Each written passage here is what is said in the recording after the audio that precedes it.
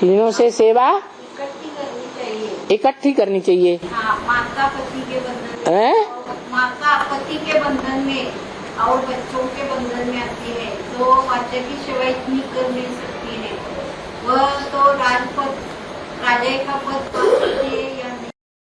Student, we should perform all the three services, that is through the mind, speech and actions together.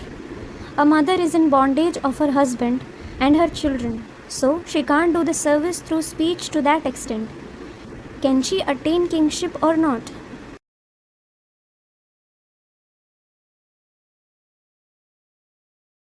याद मनसा से की जाती है या बिना मनसा के की जाती है? Baba, do you remember through the mind or without the mind? Students, through the mind. है? और याद में पास है तो सब सब्जेक्ट में पास।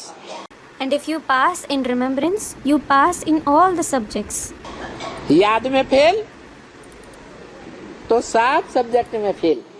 And if you fail in remembrance, you fail in all the subjects. तो माता क्या करे? So, what should a mother do? है?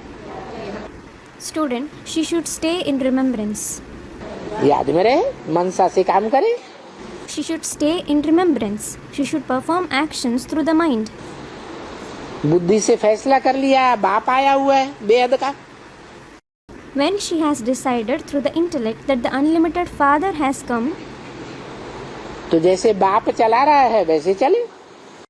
as the Father is making her act, she should act the same way. चलो, घर में बंधन है, पूजा करो। All right, there is bondage in your house. You may worship.